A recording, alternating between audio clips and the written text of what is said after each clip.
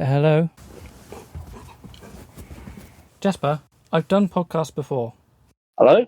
What are you recording on? The work PC with Audacity and And I'm hearing you through... my phone, the Android phone, which is also plugged in and charging as well. Okay. So I think, that's the best way of doing it. I'll tell you what, I'm just going to take the case off for now. Just put that over there. Right, Josh. Have you started recording? Yeah, I've got it set up. It's a bit old-fashioned on this one. It just says audio setup, and I've just marked it down as USB, because I've plugged in the USB mic. So yeah, let me just test that. So if I... There you go, I don't want to hear any feedback. So Yeah, I can't hear that from here. Jasper, can you lay down? Oh my goodness, why are you so drooling? Welcome to North vs. South, a podcast about video games, technology, TV and movies. Today we're talking about episodes 4 and 5 of the TV show The Acolyte. Beware of spoilers. So Josh, one thing I probably should say before we start about The Acolyte was maybe I was a little bit too harsh on, especially on episode 3, looking back, thinking about it. I didn't enjoy that episode, but I think one thing I've kind of appreciated about this whole series, and about especially probably episode 3, it has derived a lot of conversation online, and there are lots of fan theories on just general discussions on what is right. Should the Jedi be taking children away? Do they have the right to just control the Force? Yeah, makes sense. I think in that aspect, asking kind of these questions is interesting. I think when we go on and talk about episode 4 and 5, especially episode 5, I think a lot of more good things happens. So episode 4 of The Acolyte, nothing really happens. It seems to me it was just a lot of talking and a lot of just padding out the minutes. It felt very boring to me. Nothing happened in that episode that I can remember. What do you mean nothing happened? Well, nothing really. They're like, okay, basically, the Squid Games Jedi guy is like, May. So I need your help. I need your help to locate your sister. Let's start with Osha was trying to leave, not May. Osha was trying to leave, and then Sol and some of the other higher upper Jedi people, they're all having this conversation, and they don't want to alert higher levels of the Jedi. The Jedi Council. They don't want to tell the Jedi Council what's going on, because they'll go on and tell the whole world, and no one's going to trust the Jedi anymore. And they don't want to bring bad luck upon themselves, or a bad view, or bad publicity. So they're going to deal with it internally.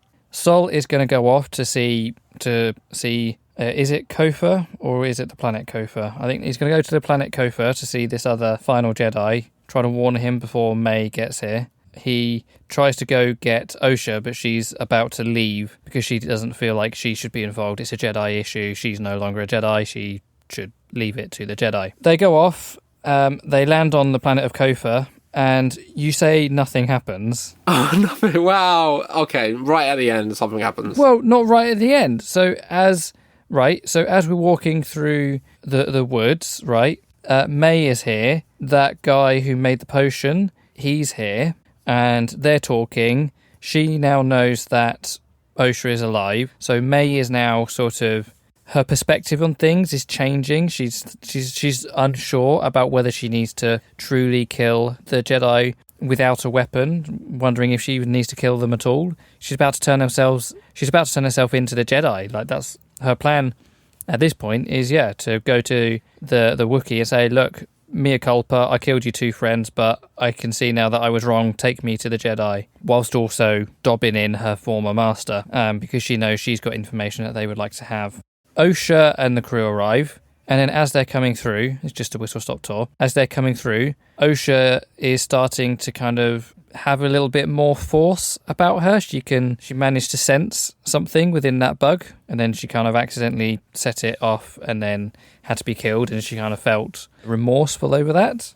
And then, at the end, we finally meet someone with a red lightsaber. And he's got the weird kind of Halloween costume on. Well, costume mask. It's he's a bad guy in Star Wars, so he's got to be wearing all black, and his face has to be covered. Like, it's just the standard thing. He's got a voice changer. Like, don't know what else you were expecting, really. Yeah, but the teeth. What was all that about? Just style. Ugh.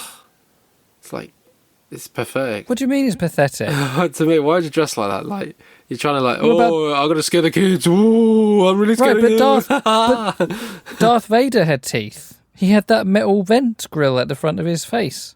That's true. That is true. So it's like... Yeah, but look, come mate, on. This thing it's just stands a out. mask. That thing stands out. Yeah, of course it stands out. It's supposed to stand out. So look at me. I'm going to scare you. Ooh. You're not scaring me. This isn't like a mass-produced helmet. I reckon he's probably like hammered and blacksmithed it himself, and he's just put in some teeth for a little whimsy or something. You know, it's no big deal. It's not going to make it look pretty, is he? He's not a good guy. So yeah, that bad guy shows up and pushes. It's not May. It's the other one. Yeah, he force attacks everyone to start with, Pushes and then pushes them away, and then that's the episode. That was the episode. So yeah, nothing really. that's the episode ending. Nothing yeah. really happened, in my opinion. Like it was like 5 minutes of. That was it. It was like, oh yeah, okay. Thank God that was over. I mean, to be honest, like these two episodes are clearly two halves of the same longer episode. Like this could have been a 1 hour, one and a bit hour long episode, as opposed to two 40-minute episodes or something, whatever it was. And that's 40 minutes with all the because all the Star Wars TV shows have really long titles at the end for some reason. So even though it's like 40 minutes long, it's actually only 35 minutes. So. Yeah, I noticed that as well. It's not actually that long, but it feels very long. No, which is fine on one hand, but the time slots make it look like it's that long. And then you get to the end, you're like, oh, there's like 7 minutes of the video remaining. So it's kind of annoyingly deceiving. But yeah, so we've gone through the day. Now we're at night. So does a lot happen in this one? In night? You happy with what happens in night? You mean episode 5? Yeah. Oh, yeah. Do you want to talk any more about what happens in day? I mean, well, that was it. Like I say, there was nothing else to talk about. There was, it was... Would you? Well, actually, you say that. So, what do you think about Osha and her reconnection with the Force in this episode? It's definitely plausible. Like, I'm not saying it can't happen, because if you're with Force-driven, or if you're around Force-driven Jedis, your connection to the Force might, it's more likely to become established against to regain, than especially if you're with your old master. Let's say so. Yeah, there's not really any issue with that. Yeah, it can happen. Like it's more plausible than Rey just suddenly. Remember Rey in episode 7 when she pulls the lightsaber, and it was like, oh, what? She can use the Force out of nowhere. Where this lady, she was once learning to become a Jedi, and she mastered the basics of the Force. So So she's someone who is previously quite trained in it, but hasn't used it for a while, but she's now reconnecting to it. It's more likely. It's more. I know you had issues with it in the first episode, but I feel like we're going to see this more and more. Yeah, that's the thing. That's the thing. Like the first episode, like they were establishing that it's been like years and years since she had any connection with the Force or used the Force, and then she was trying to use the Force to get that. Yeah, that doesn't make sense. But now it's become more likely where her willpower has increased, I would say, and like I said, and I think knowing that her sister is alive, there is definitely some connection between the two of them. Yeah, I don't have a problem with her feeling the Force, but yeah. So episode 5. It kind of a lot happens. A lot of people, and this is the thing that I wanted. Remember in episode 1, 2, and 3, I said like there's too many characters. Oh right, so you're happy with the culling? I'm happy with all the people that got knocked off. But it was kind of weird because they started becoming interesting, because what they did was they split it into like 3 different stories. Like this person's going off to do this thing, this person's gone to do that now, and then that person's gone that way. And then we were like cut in between each of those little stories, and it was actually getting quite interested. And then it was like, okay, now we're going to cut them off. And you're like, why didn't you just do this? Why did you're starting to make these characters interesting and do things, and now you've just cut them off. You're like, that one's dead. And you're like, oh, that one's dead. Okay, we still got this one. that one's dead as well. But I suppose I did get my wish, but it was unfortunate that they started, like, especially the young, the 2 young Jedi Padawans. Yeah. The one Padawan Gal Yord. and Yord and the guy with the yellowish, the one that says like, "You must come with me. We must get to shelter, Master." I forgot his name, Snow or what? yes, Yord and Jeckie. He's like, "You must get to shelter. We must go. We've been told." And she's like, "Wait, we gotta go back. We gotta go back. No, we can't go back. We've been given orders. We've been given orders." Yeah. And he's been told to do something by a higher authority. He has to do it, regardless of what's going to happen. If he knows someone's going to die, he's like, well, I've been told I need to go back to the ship. It's not that he is... he's not going back to the ship in a sort of, I'm scared to fight. He's escorting Osha to the ship, and he will protect her with his life, because she's, at this point, a civilian. And as we see, like, he has no problem getting right in there, right into the fight, and... right in the line of danger, as much as it ended up costing him. Yeah, that was interesting because, there was these creatures in the wild that are attracted to the light. So she points that out and she says, so it was kind of like, it wasn't the fact that these creatures looked like they were in danger. It was the fact that she was telling him, oh no, we need to go back. They're in trouble. Everyone's going to get slaughtered. We need to go back and help. And I think he kind of just like, you know what? She's probably right.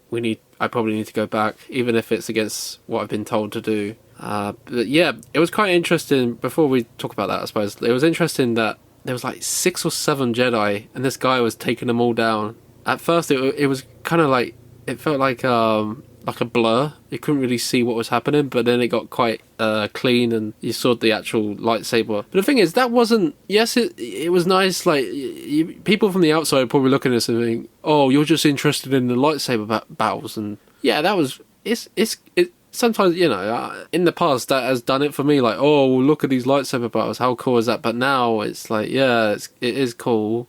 But what was good about this episode was the part where they split the characters up and we actually got to know their strengths and their weaknesses. But then, like you say, and there was a large amount of the fight where there were no lightsabers at all. Yeah, I was like, this is great, because the Jedi not only get trained in their lightsabers, they also get trained hand-to-hand combat, which is not really touched on in the movies, but in like the other kind of lore that's out there, like in the games. I suppose in the movies they think it's lightsabers and force attacks. So here you got lightsaber attacks, force attacks, and hand-to-hand combat, which I thought was it was good to see. It was good to see. It was showing that they actually understood, and it was good to see that in the show. So the reveal of the masked person was a bit like. You ever seen, like, the Scream films? No. So basically, every Scream film, there's a serial killer going around killing people, and he's... I've seen Scary Movie. Yeah, well, it's exactly like Scary Movie ripped out... Which is the... Yeah. And at the end of the film, you find out who the person is. It's like Scooby-Doo, like, who's the bad person? If it wasn't for you meddling kids, And they reveal the bad guy. Now, I don't want to be like... I don't want to be the person who says I thought it was him all along, but there was a couple of instances where I did have that thought. The first one was when he just appeared, and it's like, well, who else is in the area who's not currently on screen? And then the other point was there was a particular shot where his cape or his cloak kind of went back and his arms were exposed. Yeah, his arms were exposed. And I remember thinking that's not normal. Like Darth Vader, Darth Maul, they all are like, they're very covered up, on their whole body. They've got like Darth Maul's got that kind of almost like, it's like the Jedi suit, but in black. It's kind of these very traditional stuff that they're wearing. It's all very, it covers them up. Whereas when this guy's bare arms show, and you can see it's like he's a very well, I don't want to use the term muscly, but he was muscly. He's a well trained person for, he's got strength, not just strength, but strength for fighting and everything like that. But his stature was still, it's still quite small compared to Darth Vader or something like that. So I'm not saying I guessed it was him, but there was a couple of instances where I just had that slight thought in the back of my mind, which in a sense kind of ruined the reveal when it actually did turn out to be him. I was like, yes, of course it's him. I originally thought it could be one of the mothers. That's what I thought. But then when I saw those arms, I was like, nah, that's not a woman. That's a bloke. That kind of... Yeah, and of course, what we don't know is who he is in the past. Yeah. Here's the thing, right? There was one line between him and Sol before he lost his helmet. Yes. Yeah. And he said, "Do you know who I am?" And Sol says something like, "You seem familiar." Like a student. And I don't know if he means that in the sense of when they met across the courtyard in episode 2, as they were sort of like spying on May and Kima, but or like you say, or if he is a previous Jedi student or something who then went rogue and became a Sith, as he says. So maybe we'll get a bit more backstory in the last 3 episodes. I was just gonna ask that. Like, maybe so. Episode 3 was the backstory of the twins. Maybe episode 6, maybe episode 7 is going to be the backstory of him. I say 7 because 6 and 8 are again, they're the same director. So, okay. What? Yeah, I reckon episode 7 is going to be a more historical episode because the director for 3, which you didn't like, is directing episode 7. So you could probably skip episode 7. It's not like I didn't like it. It just, I don't know. It just did not feel like a Star Wars. This episode feels like a Star Wars to me. Yeah, because it's got all the action and the zips and the zaps and the fighting and the force and everything. Not even that. Like you said, like moving between characters, and yeah, it was fast paced, and there was a lot of things that happened. Don't you need the background to understand what's going on between these two twins? Well, that's what I was thinking while watching it. Like, I was thinking, is there a way in which they could have just started the season just before this and then given us the background? Maybe after this, because we would have been like, what's this all about? Why are they fighting? Who is this person? And then give us that episode with the background. It feels like a lot of just flutter has just filled all these episodes. They could have given us, like, if someone's going to make a fan edit of this whole thing, I would have probably, like, have this as not episode number 1. So episode 5 would be episode 1. And then episode 2 would be episode 3. And then maybe just scrap 1 and 2, you know? I don't know. I think a lot of it could have been taken out. I think a lot of people have said that. Like, this feels like it could have been made into a movie and it could have been a lot more enjoyable by it being... Well, I think potentially 8 episodes might have been too many. Honestly, when you asked about the TV series and I Googled it, it said there was 3 episodes. I didn't think it meant that there was only 3 episodes that had been released.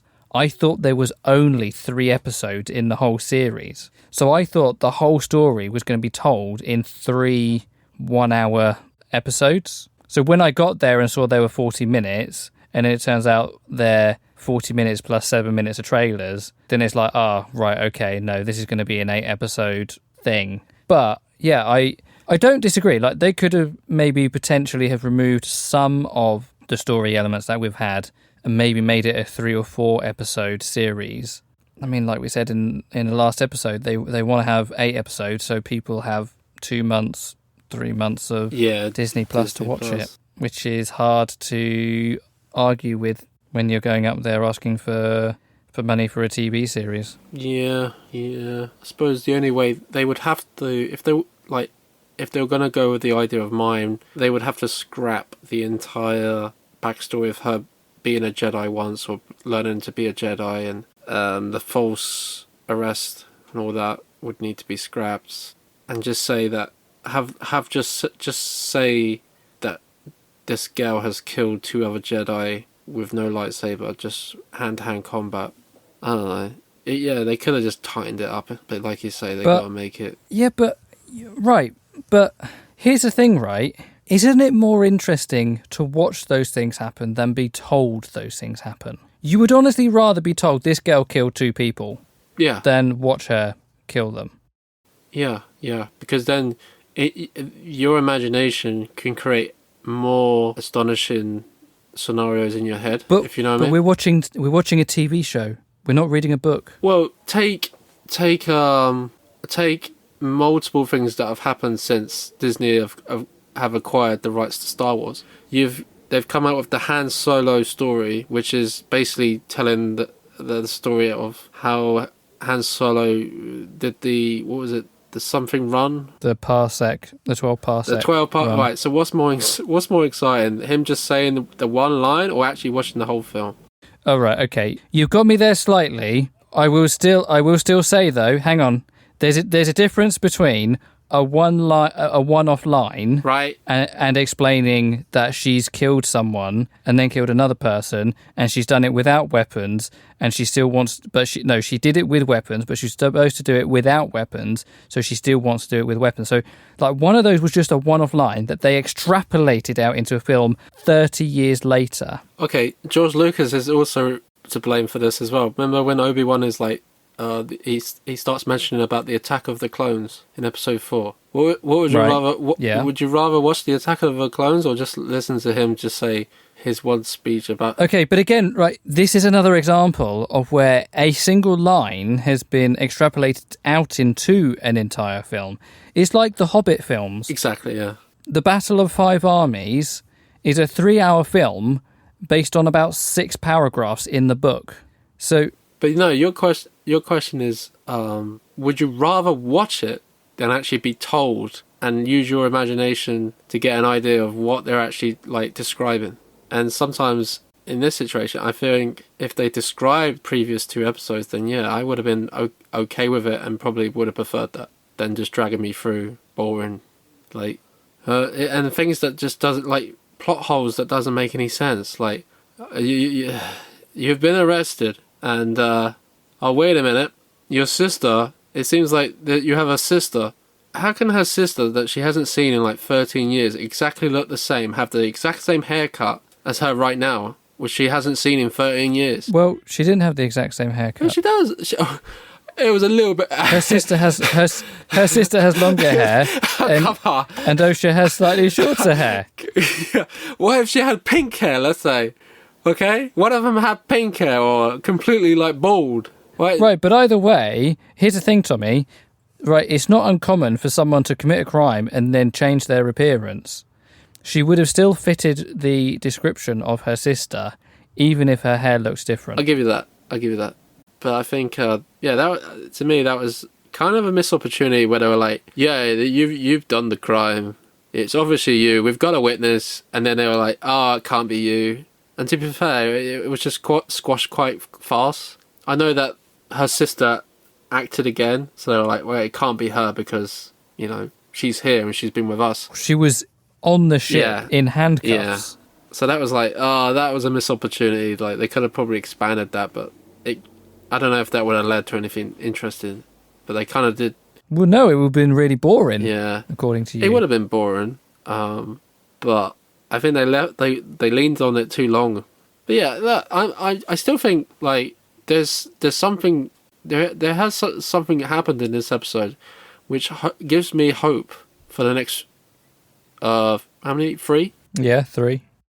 And it's just a shame that the characters in which died, we actually got to know a little bit more, but yeah, they were just killed off and you're like, I got to know these guys. But they were the ones you liked the least. I know, but you said they were the wooden actors. I know, but then they changed. Something happened in this episode. Something magical happened. They started speaking and acting and doing things and...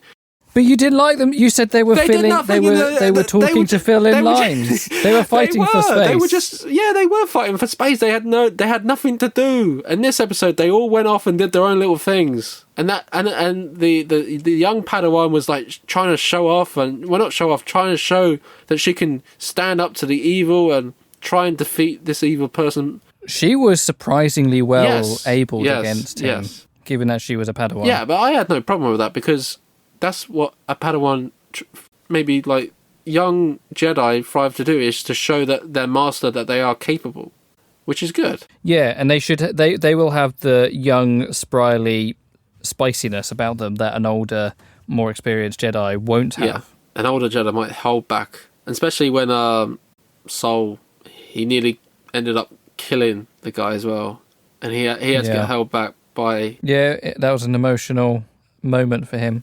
And another thing that I found quite interesting, which does give me promise, so it turns out Yeah, well, it's a bit of a plot hole in my opinion, but so May shoots her sister with the little ray gun from episode 4, the one that Leia uses, and stuns her sister, and she ends up collapsing. And then they manage to take down the evil guy, and he gets basically picked up by bugs and transported away. And we don't know if he's dead or not. Fair enough. But we do know he's actually alive. But, okay. So, at the end of that fight, her sister shoots May with the ray gun and renders her unconscious. And she... So, Osha shoots May, and May deflects it with her arm. And then later on, May force steals it off of Osha whilst the I Sol, thought she got shot. her and Sol. Osha and Sol are having this moment, and something was revealed, partially revealed, but not fully. So she's asking him about it, and he's like, please trust me, I'll tell you later. And during that conversation, May, you said Ray, and now I can't stop saying Ray. May force steals the stun gun and then shoots Osha with it. So she does shoot her, but you've got the two mixed up. Yeah, exactly. No, well, I thought... So, Osha is the good one, and May is the bad one. Yes. Right. So I thought Osha did shoot May, but you're saying Osha... She did. But Osha originally shot May, but she's got some armor on, so she deflected it. Oh, okay. Because I was thinking... She was running up the cliff. Osha fired at her, and she did something. She raised her wrist up, and she's got something metal there, and it just deflected the shot. Yeah, that was interesting as well, because the bad guy also had some sort of metal, and he was destroying lightsabers, and they were like... that was funny, because he destroyed the lightsabers, and the Jedi, they did the most stupidest thing. They kept looking at the lightsaber, back and forth, it's not working. What do I do? Like for 2 seconds, and the guy... Don't the Jedi have some kind of force connection with their saber? So that's probably what they were doing, is that they were probably trying to conjure up the saber. Well, I thought he actually broke it, but yeah, and then it reactivated. No, it did. Not yet. I think what he'd done is he had cut off the light part of the saber, so he hadn't broken the handle originally. Like, more happened later, but originally he had sliced through the blade essentially. And if a Jedi has a force connection with the blade part of a lightsaber, if that gets cut off, that might be akin to losing a limb. Not as bad, because obviously you can't carry on without an arm or a leg, but they've lost an amount of force, so they need to reconjure it up, and that takes a second. Yeah, that's fair enough. However, in that second, that would be a good time to go in and take their heads off, which he did not do. He gave them time to reconjure up their lightsaber, go back into battle, and then cut off their head. Yeah. Okay, no, that's fair, yeah. And then, yes, later on, so I think this was probably one of the best things in the episode. Jeki, the female Padawan, she had the Wookiee's lightsaber. Yeah. Which obviously the guy didn't expect. So what the hell? Oh! So the Mysterious Warrior is what he's known as at this point. So the Mysterious Warrior, he actually slices through her lightsaber. I think that was, again, just through the blade. But for her, instead of conjuring it up, she gets the other one immediately from her holster, or however they hold them on their belts, and then suddenly she's fighting with 2 lightsabers. And I was like, yes, 2 lightsabers. She's slishing and she's slashing, and she's going to be really good, and she's really going to learn from this experience. And oh no, she's dead. Oh, she held out longer than that, though. No, I know. But yeah, he sliced through the Jedi's lightsaber, and this one was through the handle, so that lightsaber was just dead. Like, maybe he went straight through the Kyber crystal.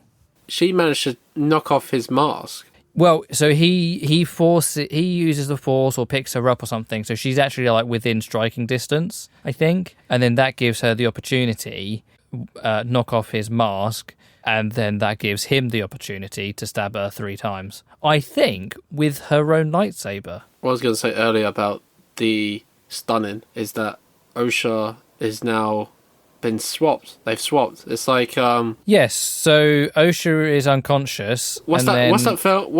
What's that film with those twins? What?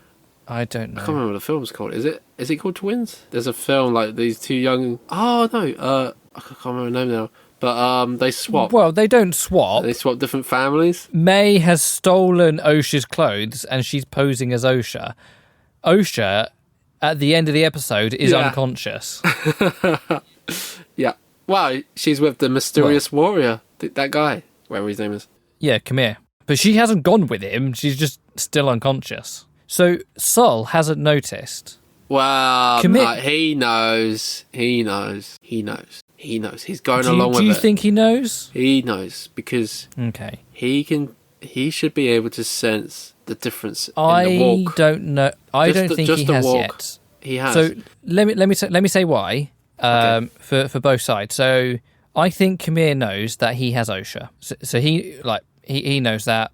Maybe he recognised the tattoo and knows that May doesn't have that tattoo. That's an easy one. I don't think Sol knows that he has May purely because Basil, the little tracker, do you remember the sniffy beavery sort of thing? Yeah. He noticed that Osha, quote unquote Osha, smelt different. Yeah. Like he reacted to her.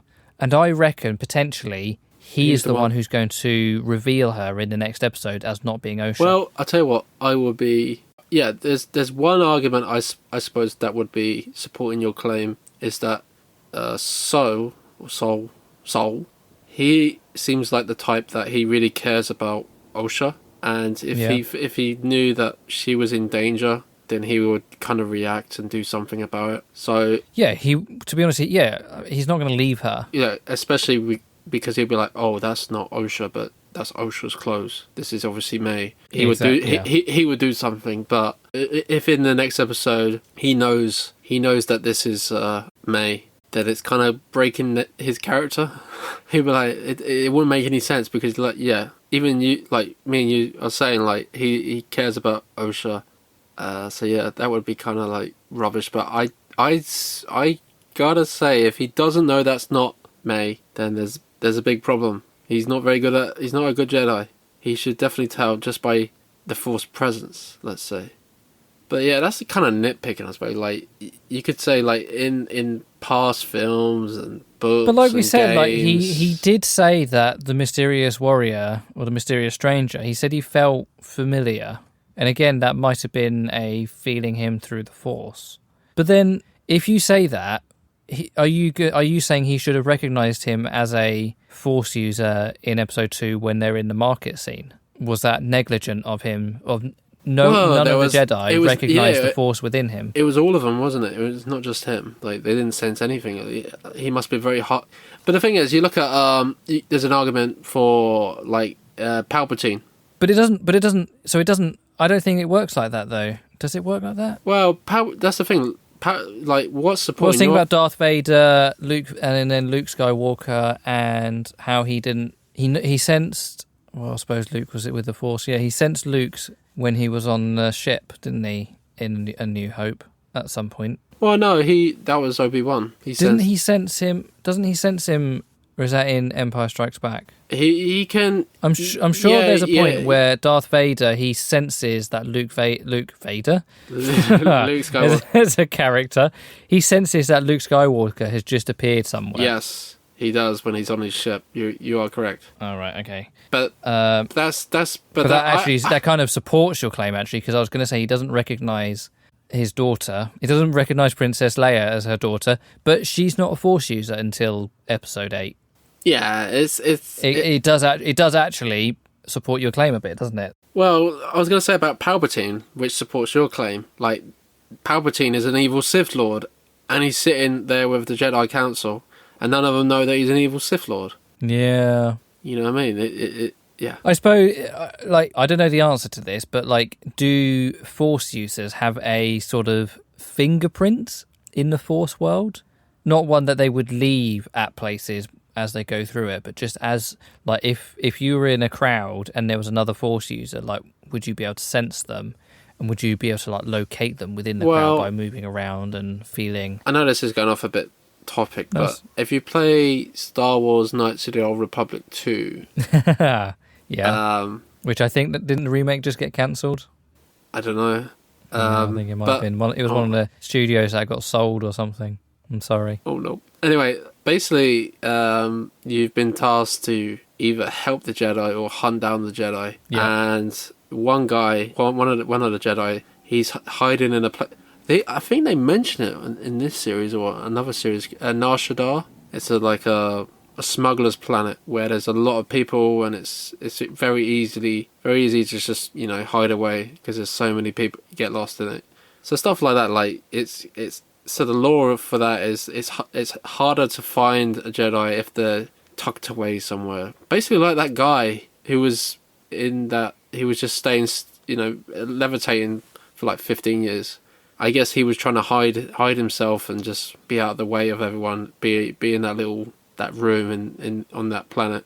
But yeah, I think if you make yourself aware. But the other thing is there might be a difference between sensing someone who's a Force user and being able to recognize them through the Force. They're all in that area. You've got 10 different people who are all Force users. Yes, most of them die, but the Force kind of still lingers in that area around their bodies as they kind of transcend to be the invisible people. The difference between Osha and May might not be as noticeable when you are a Jedi who has just had an incredibly difficult battle and you are tired, you're emotionally struggling, maybe, as well as physically struggling. And that's a time where you are less sensitive to the nuances of the Force that signal that other people are giving out potentially. Well, there's another example in the game where there was about 10 to 15 Jedi. They met up on this one planet trying to recreate the Jedi Order because the Jedi Order got destroyed.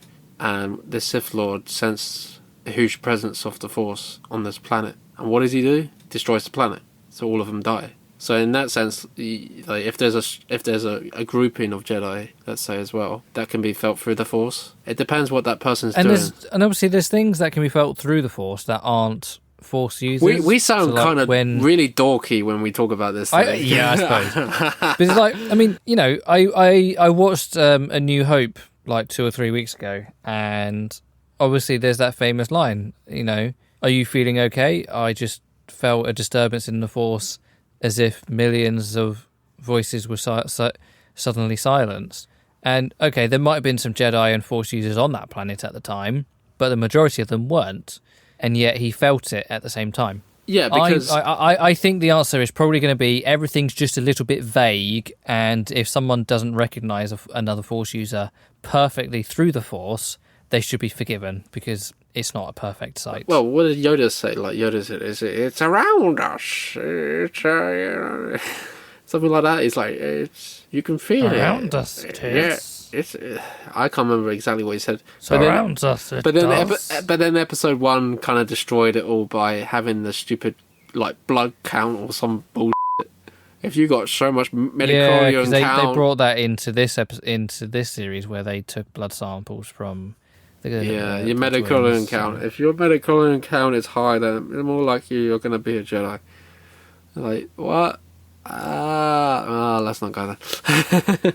That's the thing. George kind of messed up there. I don't know what he was doing there. What he's saying is if you're magnetic to the Force, you can bend it to your will easier than people who aren't magnetic. Which is kind of BS because in some way, like in Revenge of the Sith, you take Anakin the way he was at the start of the film, and then he ends up killing loads and loads of Jedi. He becomes more powerful at the end of the film by gaining, like, sometimes that's how you can perceive the Force, especially like the dark side. If you're killing people, like this guy here, he's just doing it. He's killing people. You're like Dragonborn in Skyrim. You kill a dragon, you absorb its soul, and you gain powers. Exactly. Okay. Yeah.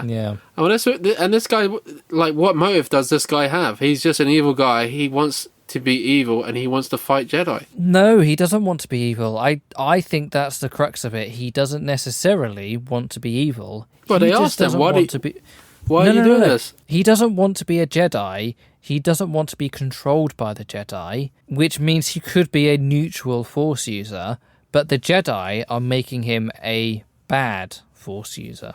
And I think that's the question of the whole series. He's got a red lightsaber. Yeah, he's got a red lightsaber. I know. He's got at least he hasn't got handles. Scary mask. But that's the thing. Is like the witches said the same thing. They were Force users, and they were questioning why the Jedi had sole say over who could use the power and how they could use the power. And then the Sith people, they have the same thing. You know, they might have started out in the same way. We're not Jedis. We don't give a shit about the Jedi Order, but we've got these powers. We can tap into the Force. They're the ones that are actually pushing us into being more bad and evil than we actually are.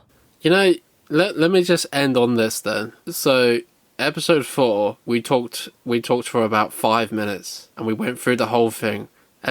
Episode 5, we've been going for the last 45 minutes. It proves my point what I said earlier. Come on. Yes, but without episode 4 and without episode 3, you'll be missing out on details. So episode 4 introduced the Force, and it introduced those bugs. You have to get A to B to C to D to E. Yeah, I understand that, but still, like, it could have been a lot more interesting. There could have been more discussions. And this one, it just felt like every like minute you're like, oh. Honestly, it felt like the second half of the film. So when you take these 2 episodes, split them apart. No, shove them together so that you did. So that's the thing. You watched them days apart, didn't you? Yeah, week apart. Yeah, no. So it comes out every Wednesday, doesn't it? So I watched it on the day it comes out. Oh, I should have texted you earlier. I watched them back to back, and I think that's the thing to do. I would honestly say, and this is what I'm going to do. I'm not watching the next 3 episodes until the 2 days before we record, and I would say do that and watch all 3 on the same day or over 2 days. I know you can't. I know you can't do all in all thing, but maybe on like if we record on Thursday, try and do Sunday, Tuesday, Wednesday. It's not even that. Like I probably could have watched them like that, but there's so much stuff on the internet, and I'm just ruined. Like even a screenshot would ruin a spoiler. Thankfully for me, that's what I'm worried. I don't use Reddit anymore, so I haven't been spoiled at all for this show. I hadn't even heard about it till you text me, so I haven't actually had that problem. So I don't know where you spend your time on the internet, but that hasn't been a problem for me. I just basically you just go on YouTube, and because you look up the reviews of what people are thinking. Well, don't look up the reviews. Like stay away from Red Letter Media. What you can't. How dare you? I like to watch other people's critiques. I might disagree with it. Yeah, I did watch Red Letter Media's review of episode 1 of the entire series. No, just they've only seen the first 3 episodes. Right, so I watched that, and then I watched episode 4 and 5. Okay, yeah. No, my plan is the last one comes out on the 16th, so I will probably watch episode 6 on the 15th. And then try and do 7 and 8 on the 16th. Okay, I'll try and watch it as late as possible. I'll try. Or even if I do watch it, then I might have to try and watch it again, let's say. That's how I did the first 3 episodes. I watched all of those in one sitting. Well, that might work out. Because I essentially treated... I've looked at the episodes, and I've looked at... Obviously, the titles aren't all out, but I've looked at the directors, and I've kind of done some mixing and some matching. And that's why I said... I know originally we said we'll do 3-3-2, but then I texted and said, let's do 3-2-3. And it's because I noticed the director was the same for these 2 episodes, and I had a feeling that they would be very similar. So I watched the first 3 together, and that was essentially one movie. Then I watched these 2, and that's like a mini movie. And then I'll watch the final 3, and that's going to be essentially the third movie. I mean, there is essentially as much footage in this TV series as there is in... I was thinking 2 episodes of Star Wars. 2 episodes of Star Wars, the main films. Maybe not quite 3. Oh, you mean the movie? Almost 3 movies worth of footage just in a TV series. Well, I don't know. I've not added up the minutes, like you say, but the episodes are like they're 35 minutes. Like episode 3. Yeah, but the Star Wars films are like 2 hours, aren't they? Yeah. So 3 episodes of 30 minutes. That's an hour and a half. So you've got maybe 2 across the 8 episodes. You've got 2 Star Wars length films. More than that, because the first Yeah, episode's not to the minute, but 1 and 2 I'm is just saying like, roughly. You've got roughly the okay, equivalent of two alright. films worth of sort of like story and footage and everything like that. So your argument is that they should have one, which I don't disagree with, but it's got to be really well written to be able to do that. And if you write if you write it too well, half the population won't be able to follow along because people aren't all that smart. Thank you for listening to this episode of Screen Bytes. Subscribe on YouTube or follow in your podcasting app of choice.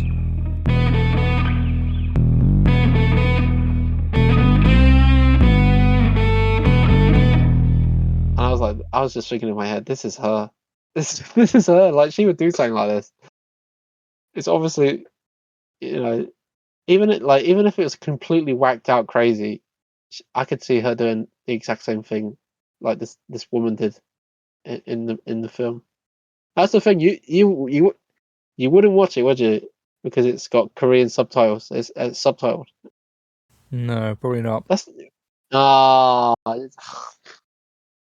tried so believe it or not, go on.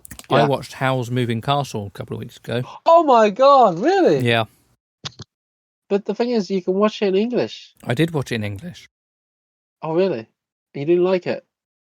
No, I really enjoyed it. I tried to watch it in Japanese with subtitles. Oh, okay. Because I thought... That's the thing, like... No, the thing is, Josh, anime is different. No. Like, so there are some people, like... Okay. All right. Let me just say this, right? But when you say different, do you mean it's okay to watch it in English, or... No. Okay, let me. I think I understand what you're. Well, can I just say what my thoughts about my? No. Oh, fine. Okay, carry on. Let me say what I got to say right now. Right. So, The Boy and the Heron has just been released, like, online. You can rent it, purchase it. Okay. And that's the same guy who made Howl's Moving Castle. Yeah. It came out last year. The film in which I watched in the cinema. So my kids, I knew that I wanted to watch it with my kids, so I purchased the film, and you get an option to listen to it in Japanese or in English. And of course, I've got a little kid, so I put it in English. But the subtitles was also enabled, and it was really frustrating. I was getting really frustrated watching the film because they were saying stuff in English, but the subtitles were not matching exactly. There's slight differences between them. So the subtitles are translated from Japanese separately to the audio. Exactly. So I can understand, like, as a purist, is it purist? I didn't say that word. A purist.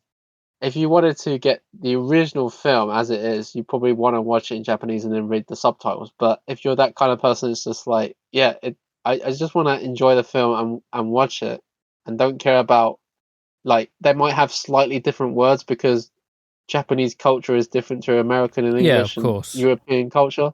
Fair enough. That's the only way. Like, anime, you can get away with watching an English dub, and sometimes the English dub is better than the original Japanese dub. Well, I thought the opposite, in some sense. So, oh, really? Yeah, the main character. I can see. I can see why you say that. Christian Bale in that film. No, hang on. Batman voice. I don't know who he played, but he plays Hal. Oh, okay. I pay no attention to actors in films, but the main female character, her young person actress, was incredibly wooden. I thought there was no emotion in her voice. How? I just thought it was so bad. And then when she transformed into an old woman, the voice actor for the old woman was phenomenal. Like, she was really good. She was very good, yeah. At first I thought, do they not pay enough to get good people? But Calcifer is Mike Sullivan from Monsters Inc. So I was so confused about why the young version of that character was voiced so poorly. And then when she turned into the old lady, I thought, it's because she's only in a small part of the film. But she ages and de-ages and ages and de-ages throughout the film constantly. So I was just more and more confused. And actually, her voice acting was so bad that made me switch to Japanese. Oh, really? But the problem I have, That's interesting. with foreign dubs is that if I'm reading the text, I'm not following what's happening on screen. I can't read and Yeah. see images at the same time. I can't process. My brain can't process it. So I really wanted to, because I want to watch more anime. I watched A Ghost in the Shell Well, about 6 months ago, and I really enjoyed that. So oh, good. I would say, in my opinion, Howl's Moving Castle. Basically, you haven't seen Spirited Away, have you? that's on my watch list. I was about to say. I think Spirited Away is my next anime that I'm watching.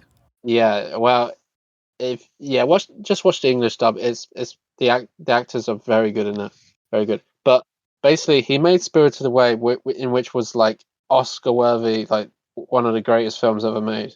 And then what's the other one? And then Howl's Moving Castle came out, which is a good film, but it's not up there with Spirited Away. Okay. So a lot of critics at the time were like, yes, it's a good film, but it's no Spirited Away. Yeah. And that's where I'm with, like, in terms of like it's a good film, but there's some parts in which kind of just like you say it gets to about the hour mark and then it starts getting a little bit interesting, especially the old lady has to walk up the stairs and then she helps the old witch, that's Yeah. Kirsta, and then Howell turns up and he's disguised as the general person or the king. Yes. He's like, hey, good day, I am. And she's like, seen through it straight away. He's like, hi, Hal.